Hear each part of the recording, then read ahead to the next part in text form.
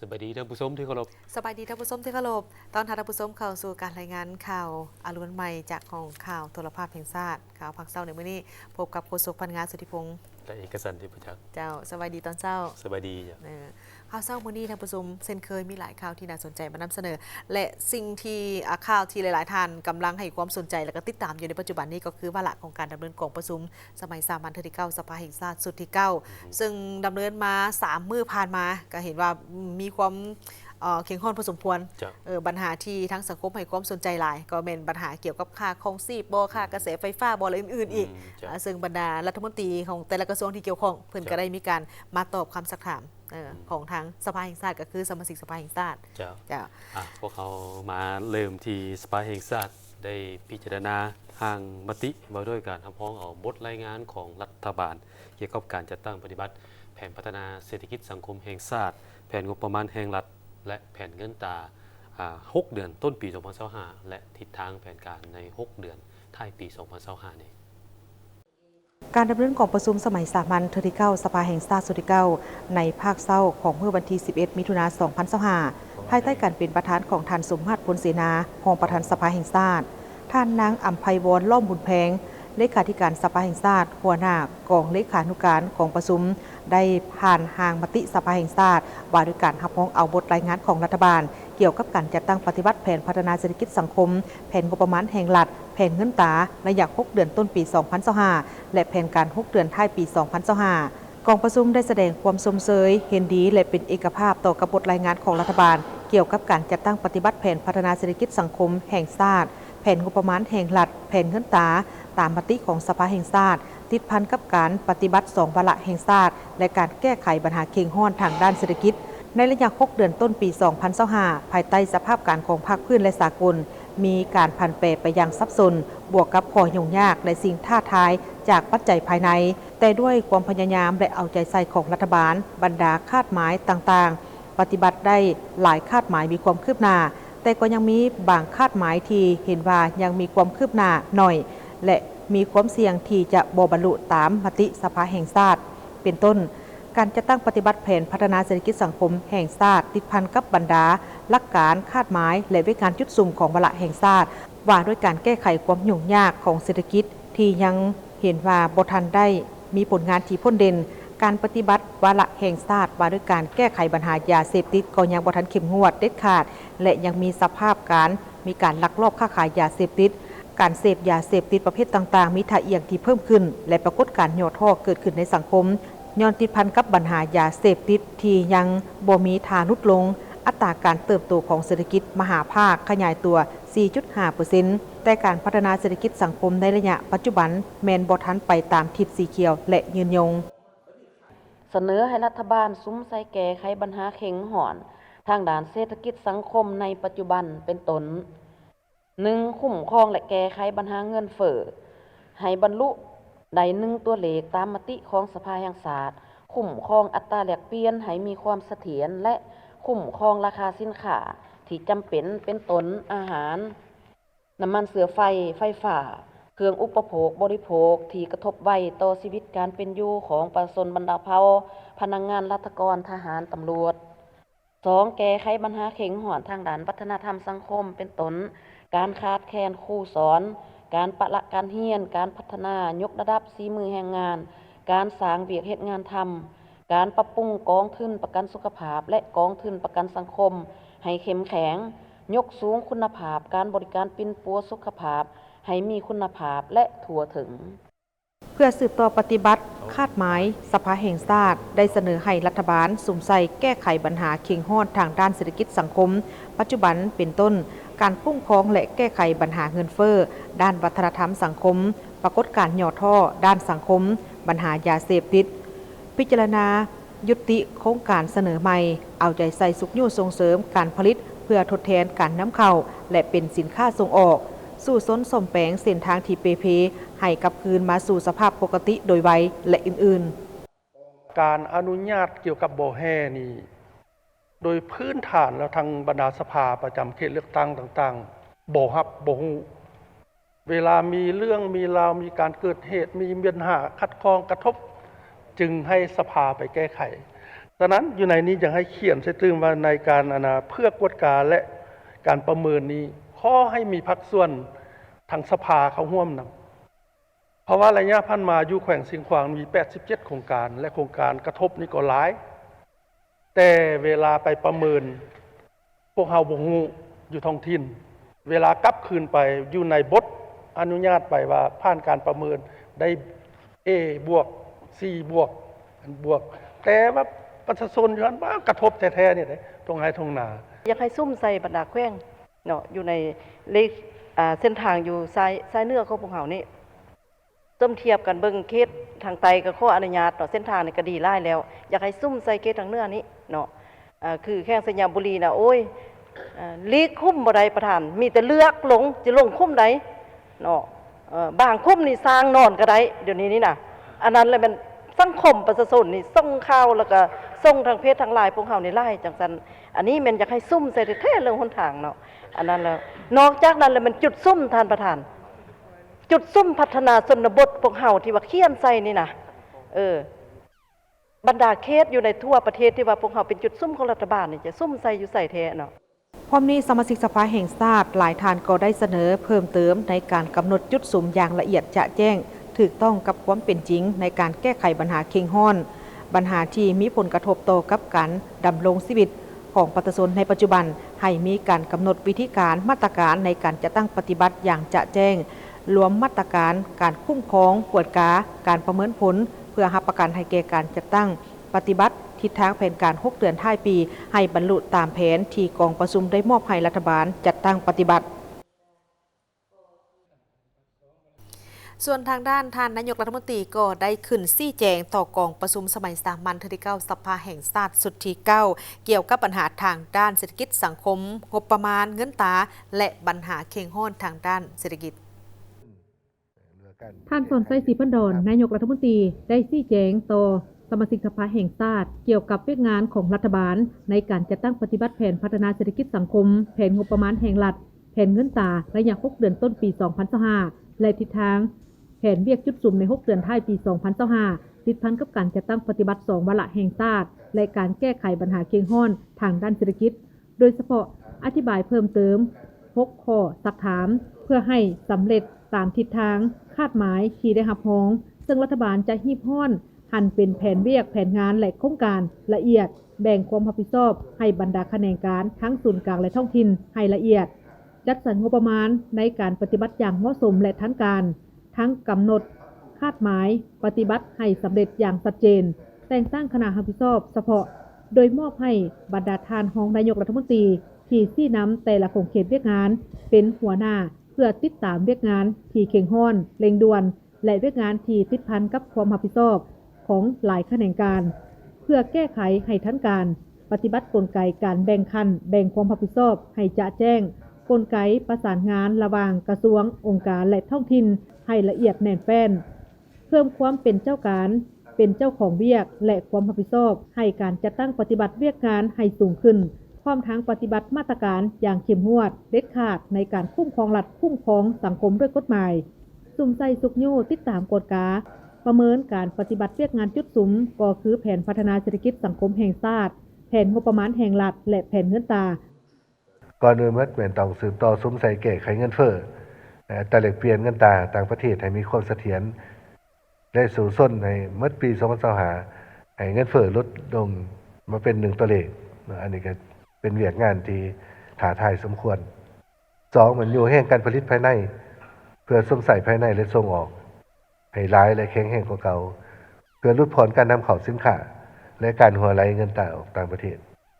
เพราะปัจจุบันนี้การนำเข้าสินค้าในแต่ละเดือนนี่ก็ถือว่าต้องได้ใช้เงินตราหลายพอสมควรเนาะเกือบพอ$550 ล้านต่อเดือนฉะนั้นคณะบ่แก้ไขการนำเข้านี่เขาหาเงินตรามาได้หลายเท่าใดก็เป็นยังจ่ายหลายอยู่เนาะแต่ว่าคิดว่าธนาคารก็ได้รายงานแล้วว่าเดี๋ยวนี้สภาพการดุลชำระของพวกเฮานี่เห็นว่ามีท่าเอียงดีขึ้นหลายจากการขาดดุลชำระในเมื่อก่อนปัจจุบันนี่ก็มีการเกินดุลชำระในแต่ละเดือน$100 กว่าล้านอันนี้เป็นสัญญาณที่ดีนะอันที่3เป็นนำใส่มาตรการต่างๆเนาะเพื่อเพิ่มคลังสำรองเงินตราต่างประเทศให้หลายขึ้น พื่อลดผ่อนความกดดันทางด้านอัตราแลกเปลี่ยนและเงินเฟ้อและคลังสะสมแห่งชาติให้เพิ่มขึ้นถึงลดความแตกต่างที่บ่สมเหตุสมผลระหว่างราคาซื้อและราคาขายของพ่อค้าคนกลางพร้อมกันนั้นจะได้ทบทวนขึ้นราคาไฟฟ้าสำหรับกลุ่มเป้าหมายครัวเรือนที่มีรายรับต่ำแน่ใส่แก้ไขปัญหาค่าครองชีพของประชาชนและพนักงานราชการทหารตำรวจให้ดีขึ้นคิดว่าทางกระทรวงอุตสาหกรรมการค้าได้ชี้แจงแล้วเรื่องราคาไฟเนาะหมายว่า25เมกะวัตต์ลงมาแล้วบ่ได้เสียค่าเนาะมีแต่เกินนั้น พร้อมนี้ท่านไส้สมพรพรหมวิหารประธานสภาแห่งชาติในนามประธานกองประชุมได้สังรวมการประกอบคำคิดคำเห็นของบรรดาท่านสมาชิกสภาแห่งชาติต่อกับบทรายงานของรัฐบาลโดยรวมแล้วเห็นว่าบรรดาท่านสมาชิกสภาแห่งชาติได้สุมสติปัญญาลงลึกค้นคว้าวิเคราะห์วิจัยและประกอบคำคิดคำเห็นใส่กับผลการจัดตั้งปฏิบัติแผนพัฒนาด้วยความรับผิดชอบสูงมีบรรยากาศที่ฟดฟื้นมีจุดสุมสามารถเห็นได้ถึงปัญหาและเสนอให้รัฐบาลนำไปปรับปรุงแก้ไขให้ถูกต้องสอดคล้องกับกฎหมายมติของสภาแห่งชาติและสภาพเงื่อนไขความเป็นจริงของประเทศสืบต่อแก้ไขปัญหาพบความยุ่งยากเป็นต้นกระแมนการเติบโตของบางแขนงการเศรษฐกิจการปฏิบัติรายจ่ายงบประมาณการปฏิบัตินโยบายการผลิตสินค้าทดแทนการนำเข้ายังบ่ทันเป็นกระบวนการที่แข็งแรงคาดหมายสู่ชนจำนวนหนึ่งในขงเขตวัฒนธรรมสังคมและการลดล้างความทุกข์ยากบ่สามารถบรรลุได้ตามแผนการโดยเฉพาะแม่นให้สู่ชนสนใจการแก้ไขปัญหาที่เข็งห้อนและการแก้ไขความทุกข์ยากเฮ็ดให้ชีวิตการเป็นอยู่ของประชาชนบรรดาเผ่าได้รับการปรับปรุงที่ดีขึ้นเป็นก้าวๆแน่ใจเพื่อเฮ็ดให้การปฏิบัติทิศทางแผนการบรรลุตามคาดหมายที่ได้รับร้องให้ปรากฏผลเป็นจริงและวาระของตอนบ่ายวันที่11มิถุนายนอยู่ที่ประชุมก็ได้พิจารณาทาบทามห่างแผนพัฒนาเศรษฐกิจสังคมแห่งชาติ5 ปีครั้งที่10คือปี 2026 หาปี 2030ท่านเพชรพรหมพิพักษ์รัฐมนตรีกระทรวงแผนการในการลงทุนต่างหน้าคณะรับผิดชอบห่างแผนพัฒนาเศรษฐกิจสังคมแห่งชาติ5 ปีครั้งที่10ได้รายงานเกี่ยวกับการทาบทามห่างแผนพัฒนาเศรษฐกิจสังคมแห่งชาติ5 ปีครั้งที่10 2026 ถึง 2030 ว่าแผนพัฒนาเศรษฐกิจสังคมแห่งชาติ5 ปีครั้งที่10 2026 ถึง 2030 แม้นมีบทบาทสำคัญอย่างยิ่งในการสืบต่อพันขยายวิสัยทัศน์ฮอดปี 2030 แผนยุทธศาสตร์การข้ามผ่านของสาธารณรัฐประชาธิปไตยประชาชนลาวเพื่อออกจากสถานภาพประเทศด้อยพัฒนาในปี 2026 และหลังปี 2026 ยุทธศาสตร์การเติบโตสีเขียวและเป้าหมายการพัฒนาแบบนิยมฮอดปี 2030 นอกนี้ยังเป็นแผนสืบต่อแก้ไขความยุ่งยากทางด้านเศรษฐกิจการเงินก็คือการพันขยายมติ 04 ทับกมสพว่าด้วยการสร้างเศรษฐกิจเอกราชเป็นเจ้าตนเองในระยะใหม่และมติกองประชุมใหญ่ผู้แทนทั่วประเทศครั้งที่ 12 ของพรรคประชาชนปฏิบัติลาวและยุทธศาสตร์การพัฒนาเศรษฐกิจสังคมฮอดปี 2035 และวิสัยทัศน์ฮอดปี 2045 ให้สำเร็จตามคาดหมายที่วางไว้พร้อมนั้นก็ได้วางคำขวัญของแผนพัฒนาเศรษฐกิจสังคม5 ปีครั้งที่ 10 คือตั้งหน้าสร้างเศรษฐกิจเอกราชเป็นเจ้าตนเองนำใส่ทุกทางแหงอย่างมีประสิทธิผลพัฒนาเศรษฐกิจสังคมตามทิศสีเขียวและยืนยงฉะนั้นแผน5 ปีครั้งที่ 10 จึงได้กำหนดเป็น6 ทิศทางรวมและ6เป้าหมายใหญ่และ26แผนเวียกจุดซุ่มสู่ส้นเฮ็ดให้ยอดรวมผลิตภัณฑ์ภายในหรือว่า GDP ขยายตัวเฉลี่ยอยู่ในระดับ 5.5 ขึ้นไปในต่อปีแต่ที่ผ่านมาเพราะกำหนดหาเดี๋ยวนี้ 5.5 คะแนนการกสิกรรมขยายตัวเฉลี่ยอยู่ในระดับ 4.6% กวมเอา 21.10% ของ GDP คะแนนการอุตสาหกรรมขยายตัว 5.2% กวมเอา 31.3% ของ GDP คะแนนการบริการขยายตัวเฉลี่ยระดับ 6.4% กวมเอา 37.2% ของ GDP ภาษีอากรขยายตัวเฉลี่ยอยู่ในระดับ 4.1% กวมเอา 10.4% ของ GDP ยอดผลิตภัณฑ์ ภายในหรือว่า GDP ต่อหัวคนให้ได้ 3,049 ดอลลาร์สหรัฐในปี 2030 รวมยอดผลิตภัณฑ์ภายในหรือว่ารายได้แห่งชาติ GNI ต่อหัวคนให้ได้ 2,863 ดอลลาร์สหรัฐในปี 2030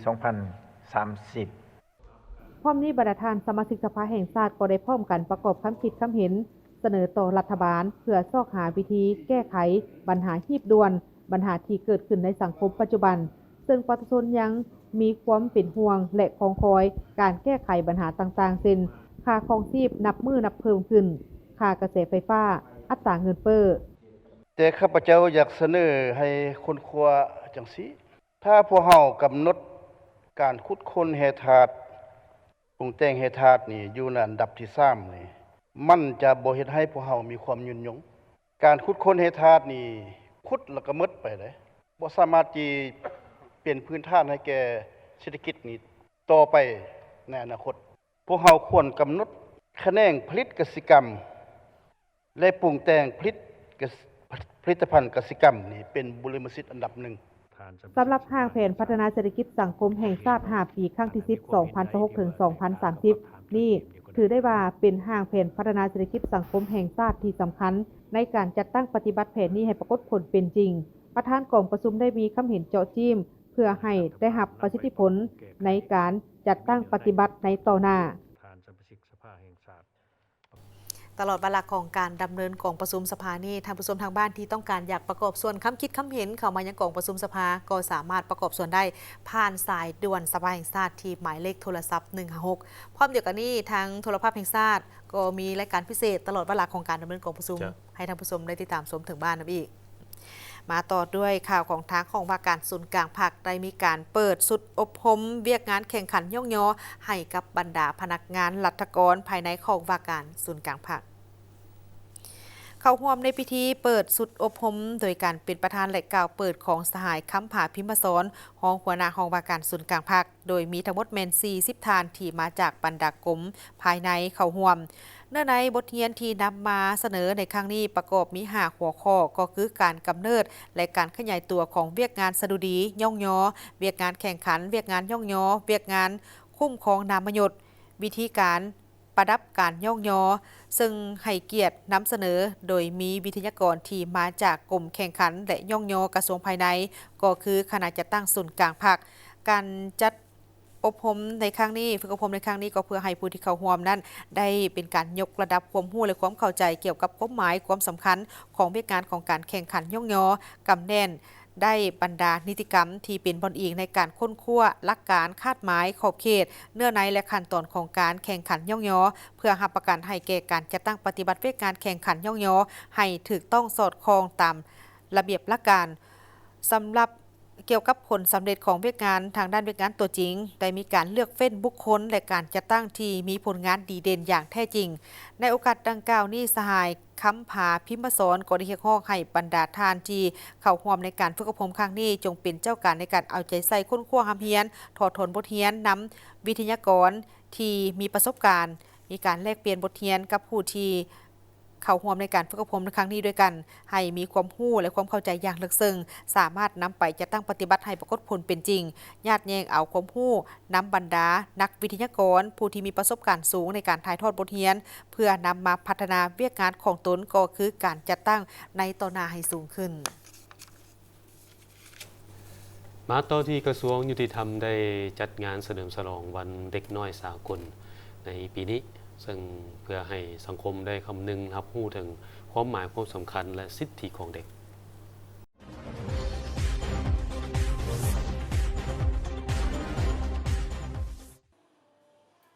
เนื่องในโอกาสวันเด็กน้อยสากลวันที่1 มิถุนายน 2025ได้หมุนเวียนมาครบรอบอีกวาระหนึ่งซึ่งเปรียบดามป่านบุญใหญ่ของเด็กในทั่วโลกเบ้ารวมก็คือบรรดาลูกหลานของพนักงานรัฐกรกระทรวงยุติธรรมจึงได้จัดพิธีเฉลิมฉลองวันดังกล่าวเพื่อส่งเสริมสิทธิและสภาพแวดล้อมที่ดีให้แก่เด็กซึ่งปีนี้ภายใต้คำขวัญสร้างความเข้มแข็งให้เด็กทุกคนสิทธิเท่าเทียมกันอนาคตที่ปลอดภัย เข้าร่วมมิทานเกียรติสนาพรหมจันทร์รองรัฐมนตรีพร้อมด้วยภาคส่วนที่เกี่ยวข้องและหลานน้อยที่เป็นลูกหลานของพนักงานภายในกระทรวงยุติธรรมท่านนางดวงดอกไม้ภาคกระซุมห้องหัวหน้าห้องการผู้ชี้นำเวียกงานส่งเสริมความก้าวหน้าของแม่หญิงแม่และเด็กกระทรวงยุติธรรมให้ฮู้ว่ากิจกรรมในครั้งนี้นอกจากเป็นการเฉลิมฉลองวันเด็กน้อยสากลแล้วยังเป็นการยกสูงสิทธิเด็กเปิดโอกาสให้เด็กได้กล้าแสดงออกทางด้านความรู้ความสามารถและอื่นเพื่อส่งเสริมและปกป้องสิทธิและผลประโยชน์ของเด็กน้อย แล้วก็เปิดโอกาสให้เด็กน้อยที่ว่าเป็นนอแหน่งของประเทศชาติแล้วก็เป็นอนาคตของชาติเนาะเพราะว่าอยู่ในวันเด็กสากลนี้ทั่วโลกเพิ่นก็ได้เฉลิมฉลองและทางพวกเราก็เลยได้ว่าจัดพิธีนี้ขึ้นมาเพื่อให้เด็กน้อยได้มีโอกาสแล้วก็มีครอบครัวก็ได้มีการพัวพันหักแน่นความสามัคคีแล้วก็ส่งเสริมให้ทั้งพ่อแม่และเล็กน้อยมีความสัมพันธ์ที่ดีต่อกันขึ้นเขาจะได้ส่งเสริมทั้งสุขภาพเนาะแล้วก็ความรู้ความสามารถเช่นมันแสดงออกถึงว่าให้เด็กน้อยมีส่วนร่วมในการเล่นกิจกรรมแล้วก็ให้เด็กน้อยเล่นเกมเนาะแล้วก็มีรางวัลมีแจกของขวัญอันนี้ก็แม่นพวกเขาได้สร้างกิจกรรมแบบนี้ทุกปีจ้ะมีความรู้สึกอะไรที่ร่วมกิจกรรมมื้อนี้ ม่วนหลายหลานได้ห้องเพลงพงสาลีแดดงาม วันเด็กน้อยสากลวันที่1มิถุนายนได้เริ่มต้นขึ้นปี 1925 ในกล่องประชุมโลกโดยมีจุดประสงค์เพื่อแสดงถึงความเอาใจใส่ต่อสิทธิของเด็กการมีส่วนร่วมเปิดโอกาสให้เด็กได้นำใช้ท่าแห่งบ่มซ่อนขีดความสามารถและเพื่อเป็นการรับฟังเสียงของเด็กพร้อมเดียวกันนี้ยังเป็นการโฆษณาปลูกจิตสำนึกให้ผู้ปกครองครอบครัวและสังคมได้รับรู้ทัศนะแนวคิดและปัญหาที่เป็นผลกระทบกับเด็กปลุกระดมให้เด็กได้รับการศึกษาที่ดีสร้างสภาพแวดล้อมที่เป็นมิตรสร้างโภชนาการสุขอนามัยที่ดีให้แก่เด็กศึกษาอบรมให้เด็กเลือกเฟ้นเอาข้อมูลที่ถูกต้องเพื่อปกป้องเด็กจากทุกรูปแบบของความรุนแรงต่อเด็กผ่านทางออนไลน์และการกระทำจริงที่ส่งผลกระทบต่อเด็กในทางกงและทางอ้อมเคียงคู่กันนั้นพ่อแม่ผู้ปกครองต้องได้เอาใจใส่อย่างตั้งหน้าในการส่งเสริมสิทธิเด็กสร้างสภาพการเป็นอยู่ที่ดีให้แก่เด็กและการมีส่วนร่วมของเด็กกิจกรรมห้องเพลงรวมหมู่และถามตอบความรู้ทั่วไปซึ่งจัดขึ้นในวันที่ 11 มิถุนายน 2025 อยู่ที่กระทรวงยุติธรรม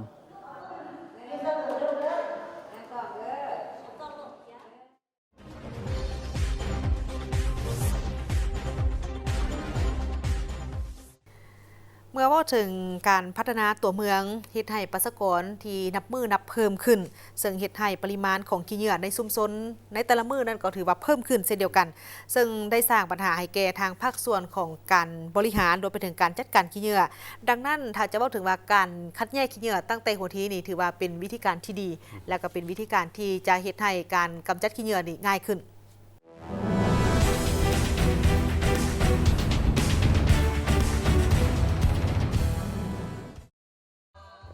เนื่องในโอกาสเฉลิมฉลองวันสิ่งแวดล้อมโลกและวันสิ่งแวดล้อมแห่งชาติ 5 มิถุนายนภายใต้หัวข้อลดพรการนำใช้พลาสติกเพื่อสิ่งแวดล้อมที่สะอาดและสดใสซึ่งได้จัดขึ้นที่แขวงสวรรณเขตก็ได้มีหลายภาคส่วนนำเอาผลงานของตนมาวางแสดงและโฆษณาปลูกจิตสำนึกในการรักษาสิ่งแวดล้อมหนึ่งในนั้นโครงการส่งเสริมความรับผิดชอบต่อการกำจัดขี้เหงื่อและสิ่งแวดล้อมแบบยืนยงท่านคอนซักแก้วมณีวงศ์อดีตนักศึกษาประเทศออสเตรเลียครูสอนภาษาอังกฤษรับผิดชอบเวียกงานสิ่งแวดล้อมวิทยาลัยครูแขวงสวรรณเขตให้สัมภาษณ์ต่อทีมข่าวโทรภาพแห่งชาติว่าตนเองแม่นผู้หนึ่งที่มักหักธรรมชาติและความสะอาดและมีแนวคิดสร้างสรรค์อยากให้ทุกคนมีส่วนร่วมในการสร้างสิ่งแวดล้อมที่ดีโดยการนำใช้สิ่งเศษเหลือหรือขี้เหงื่อกลับมานำใช้คืนเป็นต้นพลาสติกซองกาแฟและอื่นเพื่อลดพรปริมาณขี้เหงื่อที่จะส่งไปสนามขี้เหงื่อโดยแม่นการริเริ่มมีส่วนร่วมจากชุมชนข้าพเจ้าได้เขียนทุนการศึกษาขนาดน้อยที่ว่าทางประเทศออสเตรเลียเพิ่นได้ให้การสนับสนุนสำหรับอดีตนักศึกษาประเทศออสเตรเลียแล้วพวกเฮาก็เลยว่าได้สร้างโครงการและปฏิบัติโครงการนับแต่เดือน 12 ปี 2014 เป็นต้นมาถึงเดือน 5 เนาะเดือน 5 ปี 2025 นี่ถือว่าโครงการของเฮาก็ได้ปิดแล้วแต่ว่าในกิจกรรมต่างๆที่ว่าพวกเฮาเฮ็ดในโครงการของเฮานี่ก็มีหลากหลายเนาะนับแต่การส่งเสริมให้มีการลดพรขี้เหงื่อในชุมชนแล้วก็ส่งเสริมการมีส่วนร่วมของชุมชนในการที่ว่ามารักษาสิ่งแวดล้อมแล้วก็ลดพรปริมาณขี้เหงื่อช่วยกันโดยเฉพาะก็แม่นเด็กน้อยเนาะอยู่ในโรงเรียนถือว่าเฮานี่ได้สร้างโครงกระถางขี้เหงื่อ เอาไปไว้แต่ละจุดที่ว่ามีนักเรียนเนาะและในนั้นจะมีอยู่ประมาณ8จุดแล้วก็หลังจากนั้นเฮาเอาขี้เหงื่อดังกล่าวนี้เอามาให้ทีมงานอาสาสมัครที่เป็นนักศึกษาครูเนาะอยู่ที่วิทยาลัยครูสวรรณเขตนี่ที่เขาเจ้าจะมาจากเขตชนบทไปแหละแล้วเขาเจ้าก็มาจะตั้งปฏิบัติโครงการช่วยกันเนาะแล้วเขาเจ้าก็มีโอกาสดีแต่ว่าเฮามาประดิษฐ์โดยที่ว่าเฮาสร้างศูนย์รีไซเคิลอยู่ที่วิทยาลัยครูนั่นเนาะเขาเอิ้นว่าศูนย์รีไซเคิลชุมชนส่งเสริมให้เขาเจ้าเป็นวิธีหนึ่งในการประดิษฐ์สร้างจากสิ่งเศษเหลือจากขี้เหงื่อต่างๆที่ว่าอยู่ในชุมชนตัวอย่างว่าจากตุกน้ำนี้เป็นไดโนเสาร์คือเห็นทั้งหลังเนาะที่ว่าบักใหญ่เลยแล้วก็เป็นเอกลักษณ์ที่ว่าสัตว์อยู่ในท้องถิ่นของพวกเฮาเนาะเฮากับทีมงานของพวกเฮาก็ได้สร้างขึ้นมาแหละเอิ้นว่าทีมงาน Dinos for Green เนาะหรือว่าทีมงานสายเขียวเกี่ยวใจเพราะว่าเฮาอยากส่งเสริมให้แต่ละคนนี้หันมารักษาสิ่งแวดล้อมและช่วยกันปกปักรักษาโลกของพวกเฮาให้มันสะอาดและเป็นสีเขียวร่วมกันตลอดไปโครงการของเฮาแม่นส่งเสริมการรีไซเคิลขี้เหงื่อเพื่อนำกลับคืนมาใส่ใหม่ให้เป็นประโยชน์โดยเฉพาะแม่นการนำใส่กระตุกน้ำเห็ดพลอยซึ่งขั้นตอนที่นำใส่ตุกน้ำเห็ดพลอยของเฮาก็มีหลายขั้นตอนแต่ว่าในนั้นก็บ่ได้แม่นความหมายว่าต้องเห็ดพลอยอย่างเดียวเฮามีการรีไซเคิลหลายอย่างนับทั้งการผลิตดอกไม้จากท่อดูดน้ำจากป๋องนมและก็การเฮ็ดกระเป๋าจากซองกาแฟปัจจุบันอยู่ที่วิทยาลัยครูแขวงสวรรณเขตได้สร้างศูนย์รีไซเคิลได้สำเร็จซึ่งมีอุปกรณ์สำหรับการประดิษฐ์และบ่อนเก็บเมียนผลิตภัณฑ์รีไซเคิลสามารถนำใช้ต่อได้ท่านใดสนใจ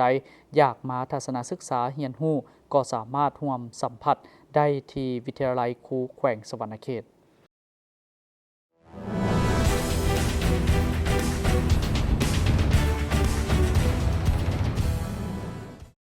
ตัวนี้ก็เป็นปัญหาใหญ่เลย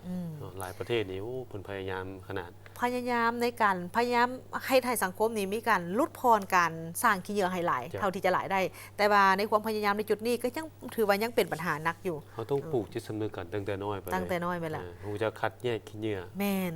ช่วยได้เรื่องการคัดแยกขี้เหงื่อจัดประเภทหมวดหมู่ขี้เหงื่อให้ดีตั้งแต่ต้นทางเนี่ยมันจะช่วยเรื่องของการประหยัดเวลาในการเก็บเมียนขี้เหงื่อรวมไปถึงการเอาไปห้องว่ากำจัดมันก็จะง่ายขึ้นถ้าว่าเป็น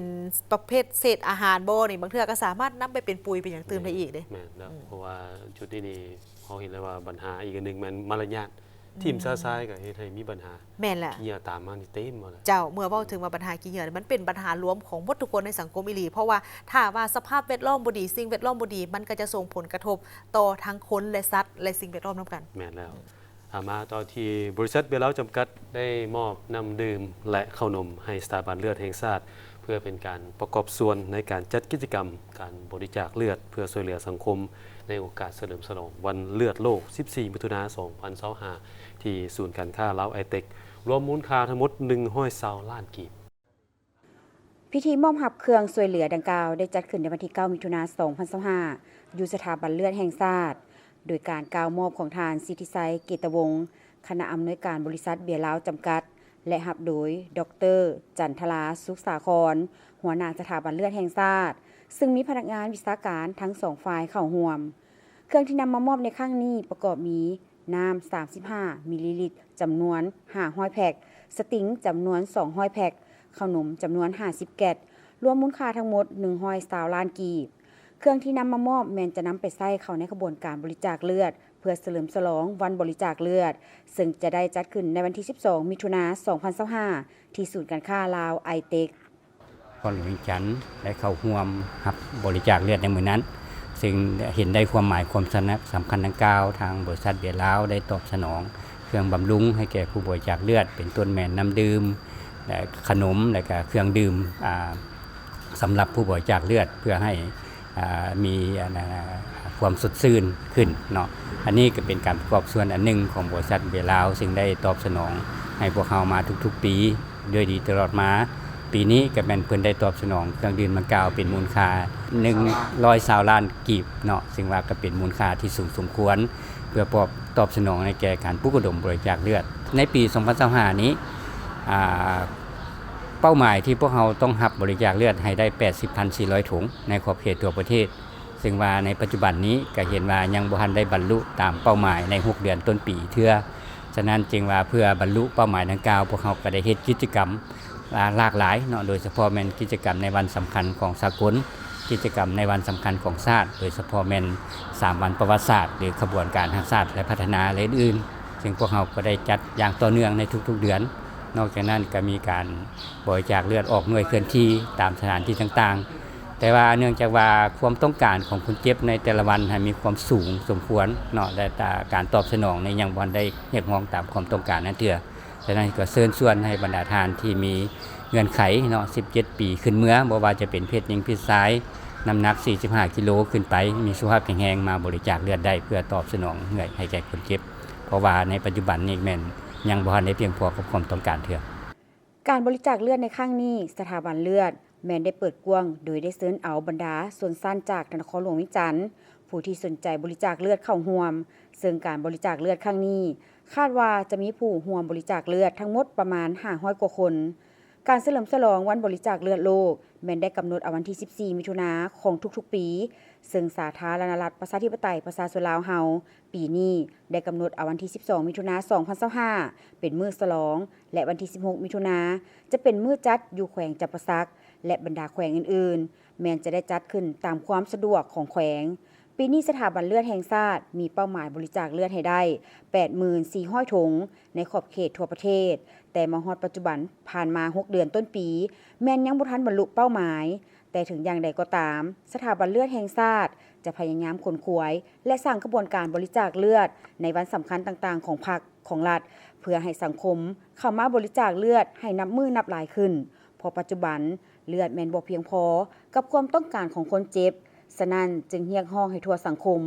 จงพร้อมใจกันบริจาคเลือดช่วยเหลือคนเจ็บเพื่อให้เขาเจ้าได้มีสุขภาพแข็งแรงและกลับมาใช้ชีวิตแบบคนปกติท่านผู้ชมที่เคารพเส้นทางเลข13ใต้นับตั้งแต่กิโลเมตรที่71หากิโลเมตรที่346เขตแขวงบริคำไซหาแขวงขมวนซึ่งมีความยาวแม่น275กิโลเมตรแม่นทางบริษัทฮับเหมาก่อสร้างจะสืบต่อในการบูรณะไปจนฮอดปี2031ถือเป็นว่าปัจจุบันนี้การก่อสร้างและการปรับปรุงแม่นได้สำเร็จไปแล้วห้อยส่วนห้อยท่านสุขสากลแหวนวงสดหัวหน้าโครงการปรับปรุงและซ่อมแปลงทาง13ใต้ให้ฮู้ว่าการจะตั้งปฏิบัติโครงการปรับปรุงและซ่อมแปลงทาง13ใต้แต่กิโลเมตรที่71หากิโลเมตรที่346หลวงยาว275กิโลเมตรมาแต่ปี2021มาฮอดท้ายปี2024แม่นได้ก่อสร้างและปรับปรุงสำเร็จและได้มอบภาพเป็นที่เรียบร้อยแล้วปัจจุบันนี้แม่นได้ก้าวเข้าสู่ระยะการบูรณะรักษาโดยแม่นบริษัทผู้รับเหมาในแต่ละตอนทางเป็นผู้รับผิดชอบจนฮอดปี2031รวมระยะสัญญาแม่น10ปีเส้นทางตั้งแต่กิโลเมตรที่71หาท่าแขกเนาะมวลเฮามีเจ้าของเส้นทางในการบูรณะรักษาเนาะถือว่าบริษัทจะเป็นผู้บูรณะรักษาจนฮอดปี2031ตลอดระยะการจัดตั้งปฏิบัติโครงการเนาะยกตัวอย่างบริษัทก็ต้องได้เอาใจใส่ในการอนามัยทางหญ้าแคมทางแล้วก็อนามัยห้องระบายน้ำต่างๆเนาะเพื่อให้สภาพเส้นทางอยู่ในสภาพปกติการบูรณะรักษาแม้นจะได้มีการอนามัยทางหญ้าแคมทางอนามัยหน้าทางท่อลอดทางและรวมถึงการซ่อมแปลงตาบขุมต่างๆที่อาจจะเกิดขึ้นและหนาเวียกอื่นๆโครงการปรับปรุงซ่อมแปลงทาง13ใต้ของเรานี้ได้รับงบประมาณกู้ยืมจากสถาบันการเงินโดยเฉพาะเป็นธนาคารโลกธนาคารลงทุนพื้นฐานโครงสร้างอาซีและธนาคารลงทุนยุโรปเนาะซึ่งเป็น3สถาบันหลักที่ให้การช่วยเหลือเงินกู้ดอกเบี้ยผ่อนผันมูลค่าที่เฮาปรับปรุงก่อสร้างตัวนี้อยู่ใน4สัญญาเนาะ275กิโลเมตรนี่อยู่ในประมาณ$120 ล้านสหรัฐเนาะซึ่งว่าปัจจุบันนี้ถือว่าเวียกก่อสร้างปรับปรุงถือว่าสำเร็จ 100% และก้าวเข้าสู่บูรณะรักษาเนาะโอกาสนี้ท่านได้เรียกร้องมายังทุกคนที่นำใช้เส้นทางดังกล่าวให้ปฏิบัติตามกฎจราจรต่างๆที่ได้กำหนดโดยเฉพาะเป็นการขับขี่อย่างมีสติการปฏิบัติตามกฎจราจรทางนี้ก็เพื่อรับประกันความปลอดภัยทางด้านทรัพย์สินและชีวิตของตัวท่านเองที่สำคัญช่วยกันปกปักรักษา และนำใช้เส้นทางอย่างมีคุณค่าพอเงินที่เอามาปรับปรุงก่อสร้างเส้นทางนี้ก็ล้วนแล้วแต่เป็นภาษีของหมดทุกคนท่านผู้ชมที่เคารพปัจจุบันนี้รัฐบาลกำลังคุ้นคั่วต้นทุนทางการค้าในการสนองสินค้าลาวเข้าห้างสรรพสินค้าและห้างสะดวกซื้อในสปป.ลาวสุขยู่ให้ผลิตภัณฑ์ลาวสามารถเข้าถึงตลาดได้กว้างขวางขึ้นคือตามการรายงานของกระทรวงอุตสาหกรรมและการค้าเมื่อบ่ดนมานี้เพื่อได้จัดกองประชุมแลกเปลี่ยนความคิดเห็นใส่บทคุ้นคั่วต้นทุนทางการค้าในการสนองสินค้าของลาวเข้าห้างสรรพสินค้าและห้างสะดวกซื้อโดยการเป็นประธานของท่านนางจันสุขแสงพระจันทร์รองรัฐมนตรีกระทรวงอุตสาหกรรมและการค้าท่านนางจันสุขแสงพระจันทร์ได้กล่าวว่ากองประชุมครั้งนี้จะเป็นข้อมูลแนวทางและข้อเสนอแนะให้รัฐบาลในการสร้างนโยบายที่เหมาะสมช่วยผู้ประกอบการทุกภาคส่วนเฮ็ดแนวใดเพื่อจะลดค่าใช้จ่ายและสิ่งกีดขวางต่างๆลงได้เห็นให้ราคาสินค้าสมเหตุสมผลสนองให้แก่สังคมเพื่อให้ต้องโซ่การสนองสินค้าลาวสามารถเข้าห้างสรรพสินค้าและห้างสะดวกซื้อได้เพียงพอกับความเป็นความต้องการความสามารถส่งออกไปต่างประเทศได้ตามเป้าหมายของรัฐบาลท่านนางจันสุขแสงประจันทร์กล่าวตื่นว่ากองประชุมจะได้รับฟังการรายงานจัดตั้งปฏิบัติเวียกงานที่ผ่านมาของกลุ่มเกี่ยวข้องและภาคส่วนธุรกิจเป็นต้นแมนสมาคมกสิกรรมของลาวตัวแทนสหกรณ์ของลาวตัวแทนห้างสะดวกซื้อและตัวแทนผู้ปรับปรุงหุ่มห่อเป็นผลิตภัณฑ์ของลาวและจะได้แลกเปลี่ยนกับบรรดาผู้เข้าร่วมในที่ประชุมให้เห็นสภาพการสนองสินค้าในตลาดว่ามีอย่างใดที่เป็นข้อสะดวกและข้อยุ่งยากเพื่อจะนำเอาไปค้นคว้าในการวางนโยบายและมาตรการแก้ไขให้ทันกับสภาพการจากการศึกษาผ่านมาของสถาบันได้ชี้ให้เห็นว่าการผลิตของประชาชนยังมีลักษณะกระแจกกระจายบ่สามารถสนองได้อย่างต่อเนื่องการคุ้มครองต้องโซ่การสนองยังบ่เป็นระบบและการเข้าตลาดที่มีระบบการบริการจัดการที่ดีแม้ยังจำกัดโดยเฉพาะแม่บรรดาห้างสรรพสินค้าและห้างสะดวกซื้อต่างๆที่เป็นท่าเอียงใหม่และเฮ็ดให้พฤติกรรมของผู้บริโภคมีการเปลี่ยนแปลงไปในเขตตัวเมืองใหญ่ไปสู่เขตตัวเมืองต่างๆในขอบเขตทั่วประเทศอันนี้ก็เป็นอีกเรื่องงานหนึ่งที่จะต้องได้ช่วยกันอีหลีเรื่องของการสร้างความเข้มแข็งภายในแน่นอนว่าเป็นการส่งเสริมผลิตภัณฑ์ลาวเฮาให้มันมีความเข้มแข็งนี่ก็คือผู้ผลิตเองก็เจ้าก็พยายามเรื่องของการรักษามาตรฐานรักษาคุณภาพแต่ว่าในขณะเดียวกันทั้งผู้บริโภคเองเนาะก็คือลูกค้านี่แหละก็จะต้องได้ส่งเสริมกันสวมใส่ผลิตภัณฑ์ภายในให้หลายเท่าที่จะหลายได้อันใดที่เฮ็ดได้ก็บ่นำเข้าเนาะแม่ล่ะน้ำใส่ภายในเฮานี่ก่อนเจ้าเอาเมื่อเว้าถึงว่าการนำเข้าในจุดนี้ท่านผู้ชมระยะที่ผ่านมานี่เขาอาจจะสังเกตเห็นว่าบรรดาผลิตภัณฑ์ที่มีความหลากหลายที่นำเข้าจากต่างประเทศนี้มีทั้งอันที่ถือกฎหมายและอันที่บ่ถือกฎหมายเป็นประเภทอาหารเสริมบ่ผลิตภัณฑ์เครื่องดื่มบ่หรือว่ารวมไปถึงว่าคันถามเว้าถึงว่าปลาแดกยกตัวอย่างว่าปลาแดกเขาก็เห็นปลาแดกที่นำเข้าจากต่างประเทศที่มาจำหน่ายอยู่บ้านเฮานี่ก็หลายได้ บางอันนี้ก็อาจจะถูกต้องตามกฎหมายไปถึงวันนำเข้ามาถูกต้องตามกฎหมายแต่ว่าบางอันนี้ก็อาจจะมีการลักลอบเข้ามาก็คือบ่ได้มีการถูกต้องตามกฎหมายบ่ได้มีการเสียภาษีหรือว่าอื่นๆนี่เพราะอันนี้ท่านผู้ชมต่อไปนี้เนาะสปป.ลาวเฮาจะมีการสั่งโจะการนำเข้าผลิตภัณฑ์ประเภทเครื่องดื่มอาหารเสริมที่บ่ได้มีการแจ้งขึ้นทะเบียนอย.อยู่ลาวทางนี้ก็เพื่อเป็นการคุ้มครองคุณภาพและความปลอดภัยของอาหารเพื่อให้รับประกันสุขภาพของผู้บริโภคทางของการอุตสาหกรรมและการค้าได้มีการออกแจ้งการอย่างเป็นทางการเกี่ยวกับเรื่องการโจะการนำเข้าและจำหน่ายผลิตภัณฑ์อาหารที่บ่ได้ขึ้นทะเบียนและพิมพ์เลขทะเบียนอากรพิมพ์เลขทะเบียนอย.เนาะก็คือองค์การอาหารและยาใส่สลากสินค้าเป็นภาษาลาวเนาะจุดที่สำคัญในจุดนี้ก็คือนับตั้งแต่วันที่1 มังกร 2025นี้เป็นต้นไปทุกๆผลิตภัณฑ์อาหารจำนวนหนึ่งเซนว่าน้ำดื่มบรรจุขวดเครื่องดื่มสู้กำลังเครื่องดื่มประเภทผสมวิตามินอาหารเสริมปลาแดกปรุงสุกสำเร็จรูปจะถูกโจะการนำเข้าและจำหน่ายอย่างเด็ดขาดหากว่าบ่ได้ขึ้นทะเบียนกับกรมอาหารและยากระทรวงสาธารณสุขและบ่มีทะเบียนอย.พิมพ์ใส่สลากสินค้าที่เป็นภาษาลาวเนาะฟังขึ้นอีกครั้งนึงว่าด้วยเหตุใดจึงว่าโจะเนาะการที่โจะนั่นก็คือโจะบรรดาผลิตภัณฑ์ที่บ่ได้ขึ้นทะเบียนกับกรมอาหารและยากระทรวงสาธารณสุขและบ่มีเลขทะเบียนอย.พิมพ์ใส่สลากสินค้าที่เป็นภาษาลาวนี่ก็หมายความว่าสินค้าเหล่านี้จะบ่สามารถวางจำหน่ายขายได้ในท้องตลาด อีกต่อไปเนาะถ้าหากว่าบ่ปฏิบัติตามระเบียบการสำหรับผู้ที่ละเมิดต่อกับแจ้งการฉบับนี้แม้นจะถูกปฏิบัติตามมาตรการอย่างเข้มงวดก็คือมาตรการลงโทษรวมมีการปรับไหมการยึดสินค้ารวมไปถึงการโจะหรือว่ายกเลิกสิทธิ์ในการนำเข้ายกเลิกสิทธิ์ในการขายยกขายย่อยผลิตภัณฑ์อีกเนาะดังนั้นทางกระทรวงอุตสาหกรรมในการค้าก็คือแผนกอุตสาหกรรมในการค้าประจำแขวงนครหลวงจะมีการสมทบกับทั้งแผนกสาธารณสุขแผนกการเงินและบรรดาด้านน้ำเข้าเพื่อติดตามกฎกาอย่างเข้มงวดและห้ามบ่ให้น้ำเข้าหรือว่าจำหน่ายสินค้าที่บ่ถูกต้องตามกฎหมายตัวนี้สำคัญจริงๆเลยเพราะปกป้องผู้บริโภคกันแล้วเนาะคือพันงาว่าเมื่อกี้เราว่าโดยเฉพาะเขาจะเห็นมันอาหารเสริมเจ้ากับพวกครีมบำรุงผิวสิเนี่ยมีหลายอันมีเฮ็ดเองขึ้นมากับบูแน่ใจว่าผ่านย่อเฮาหรือบ่เนาะแต่ว่าส่วนใหญ่แล้วทางบางทีแม่ค้าเองนะเพิ่นก็จะบอกว่าโอ้ยผ่านอยคักแน่แล้วแต่ว่าเป็นอยจากประเทศเพื่อนบ้านอ้าวอย่าลืมเนาะอันนั้นเป็นประเทศเพื่อนบ้านแต่ว่าเฮาบ่แน่ใจว่าคำว่าคำนี้มันจะสามารถยั่งยืนได้หรือบ่ว่ามันผ่านแท้หรือบ่เนาะเพราะว่าคือเอกสารว่าแหละบางทีก็มีการ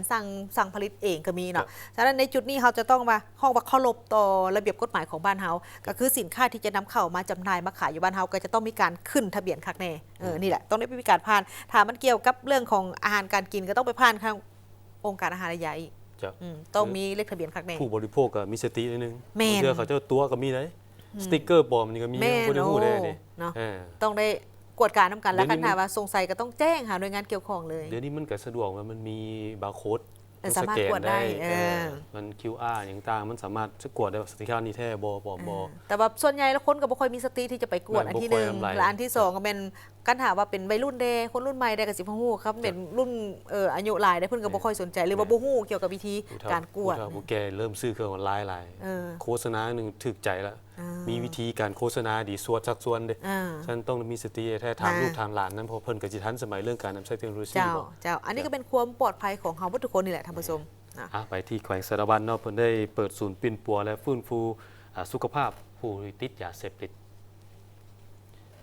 แหล่งข่าวจากแขวงสารวันได้ฮู้ว่าพิธีเปิดศูนย์ปิ่นปัวและฟื้นฟูสุขภาพผู้ติดยาเสพติดจัดขึ้นวันที่10มิถุนายน2025ที่บ้านหนองบูหินเมืองและแขวงสารวันเพื่อรองรับนำบรรดาเป้าหมายยาเสพติดไปปิ่นปัวฟื้นฟูเพื่อเฮ็ดให้พวกเจ้ามีสุขภาพจิตที่ดีมีสุขภาพที่แข็งแรงติดพันกับการฝึกวิชาชีพเพื่อกลับมาคืนเป็นคนดีของครอบครัวและสังคมเฮ็ดให้ปรากฏการณ์ย่อท้อต่างๆในสังคมลดน้อยถอยลง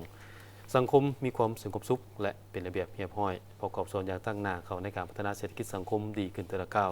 โดยเป็นประธานเปิดศูนย์ของท่านดาววงพรแก้วเจ้าแขวงสารวันท่านพลจตวาของสวัสดิ์บุญเลี้ยงหัวหน้ากรมใหญ่ตำรวจพร้อมด้วยบรรดาแผนกการองค์การจัดตั้งมหาชนคณะพิศอบคันแขวงคันเมืองเข้าร่วมท่านพลจตวาศรีเสริฐสอนตลาหัวหน้าห้องกองบัญชาการปกสแขวงสารวันได้ยกให้เห็นการจัดตั้งปฏิบัติตัวจริงในระยะผ่านมาเกี่ยวกับผู้ถือคอให้ปัญหายาเสพติดการแก้ไขแม้ได้นำไปฝากอยู่ค่ายคุ้มขังซึ่งเป็นการแก้ไขเบื้องต้นบ่ได้รับการปิ่นปัวตามประการเนื่องจากแขวงสารวันบ่ทันมีศูนย์ปิ่นปัวและศูนย์ฟื้นฟูสุขภาพผู้ติดยาเสพติดมาในปี2021พยาธิโควิด -19 ได้มีการระบาดอยู่แขวงสารวันการนำแขวงสารวันจึงได้ตกลงสร้างศูนย์ปิ่นปัวผู้ติดเชื้อพยาธิโควิด -19 ขึ้นโดยได้รับการช่วยเหลือจากกระทรวงสาธารณสุข6ตื้อกีบและสมทบทุนของแขวง500 ล้านกีบรวมมูลค่าการก่อสร้างทั้งหมด6ตื้อ500 ล้านกีบและสำเร็จการก่อสร้างเมื่อปี 2023หลังจากนั้นพยาธิโควิด -19 ยุดเซาคณะกรรมการปกสแขวงได้นำเสนอองค์การปกครองแขวงเพื่อขออนุมัติศูนย์ปิ่นปัวพยาธิโควิด -19 มาเป็นศูนย์ปิ่นปัวและฟื้นฟูสุขภาพผู้ติดยาเสพติดตามข้อตกลงของเจ้าแขวงสารวันเพื่อสืบต่อการเกี่ยมความพร้อมด้านต่างๆและสามารถรองรับในแก้ปัญหาดังกล่าวกองบัญชาการปกสแขวงสารวันจึงได้เสนองบประมาณนำรัฐมนตรีกระทรวงป้องกันความสงบ1.3 ล้านกีบเพื่อนำมาปรับปรุงคันห้องปิ่นปัวเงินครัวเฮ็ดหัวอ้อมเครื่องหับไส้และพื้นฐานของรางจำนวนหนึ่งศูนย์ปิ่นปัวและฟื้นฟูสุขภาพผู้ติดยาเสพติดศูนย์นี้นั้นประกอบมี4หลังคืออาคาร A มี2ห้องกำหนดห้องเฮ็ดเวียกของพนักงาน1ห้องห้องสแกนเครื่องบัญชีหับคำห้องต่างๆอาคาร B นี่มี1ห้องใหญ่5ห้องน้อยแต่ละห้องมีห้องน้ำติดน้ำสามารถห้องรับผู้ติดยาเสพติด193คนอาคาร C มี1ห้องใหญ่ 5 ห้องน้อยสามารถรองรับผู้ติดยาเสพติดได้163 คนและมีเฮือนพักพนักงานประจำศูนย์หมายก็ว่าสามารถรองรับผู้ติดยาเสพติดได้เนี่ยบอกว่า300 กว่าคนบ่ได้ศูนย์นี้ก็จะเป็นอีกส่วนหนึ่งในการช่วยเรื่องของการบำบัดผู้ติดยาเสพติดแน่นอนบางคนนี่ก็บอกว่าหลงผิดเรื่องเกี่ยวกับยาเสพติดแต่ว่าฉะนั้นมาเบิ่งถึงว่าจุดนี้แล้วก็แน่นอนแหละเห็นมาปัญหาตัวนี้ก็เป็นอีกปัญหาหนึ่งที่มันนักให้แก่ผู้ปกครองก็คือสังคมอีหลีเด้จะวาระแห่งชาติคือฮู้นำกันอันนี้ถึงว่าจะเป็นปลายเหตุเนาะในการแก้ซะนะเอาต้นเหตุเลยบ้านต้องเข้มแข็งแท้คือว่าเฮาเว้าตลอดเพราะบ้านจะเห็นก่อนว่าเฮียนั่นจุดนั่นห้านนั่นมีอย่างที่ว่าน่าสงสัยน่าสงสัยบ่เพราะว่าบ้านแล้วก็จึงไปหาเมืองในเมืองไปหาแขวงไปหาศูนย์กลางไปซั่นเจ้าหมายความว่าปัญหานี้มันทุกคนมีส่วนร่วมต้องได้ช่วยกันอีหลีเฮ็ดให้ปัญหานี้ถูกแก้ไขไปแล้วก็ให้มันลดน้อยถอยลงเมื่อว่าถึงว่าปัญหายาเสพติดท่านผู้ชมมาต่อที่ข่าวจากทางแขวงซิ่งขวงโดยได้มีพิธีมอบหับศูนย์วางแสดงผลิตภัณฑ์ผึ่งและผลิตภัณฑ์อื่นๆอุปถัมภ์โดยประชาชนญี่ปุ่นเพื่อสายสัมพันธ์ญี่ปุ่นลาวด้วยการเข้าร่วมของท่านซีวอนอ่อนละวงหัวหน้าแผนกการต่างประเทศแขวงซิ่งขวางมีท่านฮิโรชิอิมุระเจ้าของโครงการมีท่านคงดาวันสุวรรณลีทองอำนวยการบริษัทคงดาวันก่อสร้างและซ่อมแปลงเคหสถานจำกัดผู้เดียวมีผู้ต่างหน้าจากแผนกการที่เกี่ยวข้องของแขวงของเมืองเข้าร่วมในพิธีท่านคงดาวันสุวรรณลีทองอำนวยการบริษัทคงดาวันก่อสร้างและซ่อมแปลงเคหสถานจำกัดผู้เดียวได้รายงานการก่อสร้างศูนย์จัดฝึกอบรมและวางแสดงผลิตภัณฑ์เพิ่ง